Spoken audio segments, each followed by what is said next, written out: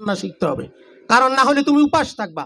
সেই শিক্ষার্থী বলছি, এখানে আমি ছাত্রই বলি নাই, এখানে ছাত্ররা সর্বপ্রথম তোমরা ভাত তরকারি সবকিছু রান্না করতে হবে, কারণ এই পৃথিবীর কেউ তোমার জন্য কিন্তু রান্না করবে না। তোমাকে নিজেই স্বাবলম্বী হতে হবে, তোমাকে নিজেকেই তোমার মতো করে চিন্তা করতে হবে। সেই জন্য আমি তোমাদেরকে বলি যে উজ্জ্বল ভবিষ্যতের কথা তোমাদের জন্য স্যাররা দোয়া করছে, মুনাজাত করছে। তোমাদের বিশেষ করে আজকে মাদ্রাসা শিক্ষার্থীরাও আছে, স্কুলের শিক্ষার্থীরাও আছে। পরীক্ষার আগে কিন্তু একটা দোয়া মোনাজাত অনুষ্ঠান হয়, সেখানে সবাই হাত তুলে দোয়া করে, উজ্জ্বল ভবিষ্যৎ কামনা করে। যে উজ্জ্বল ভবিষ্যৎ তোমাকে ডাকাত বানাইছে, যে উজ্জ্বল ভবিষ্যৎ তোমাকে দুর্নীতি পরায়ণ বানাইছে, যে উজ্জ্বল ভবিষ্যৎ তোমাকে ইয়াবাখোর বানিয়েছে, আজকে সেই উজ্জ্বল ভবিষ্যতের দিকে আর যেতে হবে না। এই পৃথিবীর সবচেয়ে ডাকাত মানুষ হচ্ছে যে যত বেশি শিক্ষিত তারা তত বেশি ডাকাত। এই দেশের সবচেয়ে বড়, এই বাংলাদেশের কথা আমি বলছি, যা যত বড় পিএইচডি ডিগ্রিধারী তারা দেখবা যে তারা ব্যাংক লুট করে, যত বড় পিএইচডি ডিগ্রিধারী বিশ্ববিদ্যালয়কে নষ্ট করে, জ্ঞানকে নষ্ট করে, সরকারকে নষ্ট করে, রাতে ভোট ডাকাতি করে। এই দেশের যত মানুষের অধিকার কেড়ে নিয়েছে কিন্তু এই দেশের শিক্ষিত মানুষ। আমরা সেই শিক্ষিত জায়গা থেকে আমাদেরকে কিন্তু ফিরে আসতে হবে।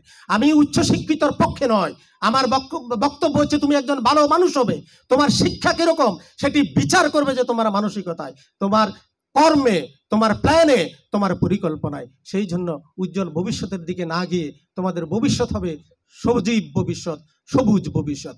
যে ভবিষ্যৎ তোমাকে ইথিক্যাল রিজনিং দিবে, তুমি সুষ্ঠু চিন্তা করবে, তুমি এনভায়রনমেন্টের ক্ষতি করবে না, তোমার মানসিকতায় কলুষিত থাকবে না, তুমি মদ সেটাকে তুমি ভয় পাবে, তোমার যে বিদেশি সংস্কৃতি তোমাকে দখল করে নিচ্ছে সেটি তুমি দখল করতে দিবা না। সেই জন্য আমি আমার শিক্ষার্থীদেরকে সবুজ ভবিষ্যতের চিন্তা করে আমি তোমাদেরকে বিনীত অনুরোধ করব, তোমরা তোমাদের জীবনকে নতুনভাবে গঠন করার জন্য চিন্তা করো। আমি একবার, তুমি যদি সাউথ কোরিয়ার যদি তুমি ডেভেলপমেন্ট যদি তোমরা দেখো, আজকে আমাদের সন্তানদেরকে বলা হতো, আমরা মা বাবা আমরা শিখেছি, তুই কিছুই বুঝিস না, তুই কোনো কথা বলতে পারবি না। এই ধরনের সংস্কৃতি থেকে আমাদেরকে বেরিয়ে আসতে হবে, কারণ আমাদের সন্তানদেরও একটা কিন্তু চিন্তা আছে। আমাদের দেশে এতগুলো প্রাইভেট ইউনিভার্সিটি কেন করা হয়েছে, এতগুলো প্রাইভেট স্কুল কেন করা হয়েছে? কারণ আমাদের শিক্ষার্থীদেরকে ডিপলিটিসাইজ করার জন্য কিন্তু সেগুলোকে করা হয়েছে।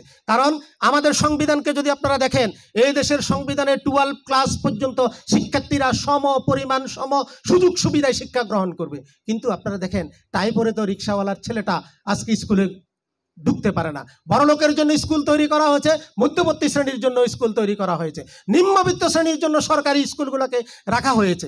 এই যে একটা পরিকল্পনা, সেই পরিকল্পনা হচ্ছে আমাদের সন্তানরা যেন দেশ নিয়ে না ভাবে, তারা যেন বিদেশে চলে যায়, এই ধরনের একটা চিন্তাধারা তৈরি করে একটা মডেল তৈরি করা হয়েছিল। আজকে সেই মডেল কিন্তু ভুল প্রমাণিত হয়েছে।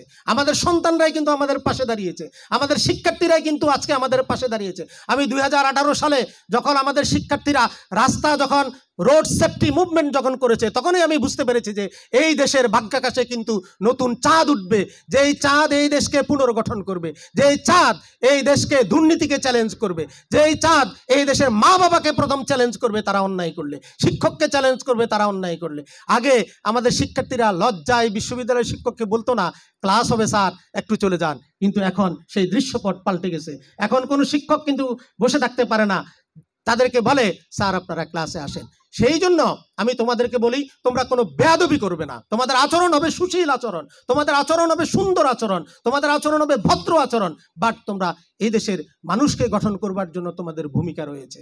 আমি সাউথ কোরিয়ার কথাটা বলতে চেয়েছিলাম।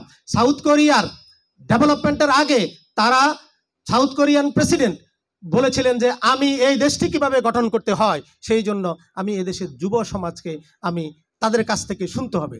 তখন তারা যুব সমাজকে শুনে এবং শিক্ষার্থীদেরকে কাজে লাগিয়ে দেয়, তাদেরকে বলে তোমরা অফিসের লাইন ঠিক করে দাও, তোমরা রাস্তা পরিষ্কার করে দাও, তোমরা দুর্নীতি কোথায় হয় সেগুলো দেখো, কিন্তু একটা রাষ্ট্রীয় নিয়ন্ত্রণে লাগামহীনভাবে শিক্ষার্থীদেরকে কিন্তু ছেড়ে দেয় নাই, যেরকম আমাদের বাংলাদেশে কিন্তু কিছুটা লাগামহীনভাবে শিক্ষার্থীরা কাজ করতে চায়। ওই শিক্ষার্থীরা কিন্তু ওইভাবে কাজ করে সাউথ কোরিয়াকে আজকে যদি ডেভেলপমেন্ট ইন্ডিকেটর যদি তুমি দেখো, সাউথ কোরিয়া, সিঙ্গাপুর, খালি আমেরিকার নাম বলে সবাই, আমেরিকা, ইউরোপ, আমেরিকাতে কি চোর নাই? আছে। আমেরিকাতে কি ডাকাত নাই? আছে। আমেরিকাতে কি গরিব নাই? আছে, অনেক গরিব আছে আমেরিকাতে। আমেরিকাতে কি দুর্নীতি পরায়ণ নাই? আছে। কিন্তু তুমি দেখো সিঙ্গাপুরে লিকুয়ান সিঙ্গাপুরকে যেভাবে ডেভেলপ করছে, সিঙ্গাপুরকে যখন মালয়েশিয়ার সাথে দিয়ে দেওয়া হচ্ছিল তখন মালয়েশিয়া বলছে যে এত খারাপ মানুষকে আমি গ্রহণ করব না, এরা জেলে, এরা জানে না, কিচ্ছু বুঝে না। কিন্তু লি কুয়ান তার নেতৃত্ব দিয়ে, তার ভিশনারি চরিত্র দিয়ে সিঙ্গাপুর কিন্তু ডেভেলপমেন্ট ইন্ডিকেটরে এখন একেবারে একটা উন্নত দেশ। 1997 সাল পর্যন্ত হংকং কলোনির অধীনে ছিল। তারা বলছে যে না, আমরা স্বাধীন হব না, কারণ স্বাধীন হলে কিভাবে দেশ পরিচালনা করতে হয় আমরা জানি না। এখনো তারা স্বাধীন হয় নাই, চায়নার সাথে যুক্ত হয়ে তারা আছে। তুমি দেখো ওখানে কোনো দুর্নীতি নাই, কোনো ধরনের অন্যায় নেই। সাউথ কোরিয়াতে সেরকম নাই। আমাদের এশিয়াতে তো অনেক ধরনের মডেল আছে, আমি এই ধরনের অসংখ্য উদাহরণ দিতে পারবো। আমাদের যে প্রবলেমটা প্রিয় শিক্ষার্থীরা, সেটি হচ্ছে আমাদের সমস্যা আমরা জানি, কিভাবে সমাধান করতে হয় সেটা আমরা জানি, কিন্তু আমরা সিদ্ধান্ত নিয়েছি আমরা সমস্যাটার সমাধান করব না। আমরা আমাদের হৃদয়টাকে কখনো পরিবর্তন করতে চাই না।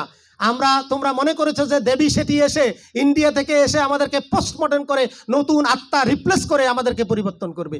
এই পরিবর্তন কখনো হবে না। এই পরিবর্তন করতে হবে নিজেকে নিজে। এই পরিবর্তন আমি নিজেকে নিজে যদি পরিবর্তন না করি তাহলে এই পরিবর্তন হবে না।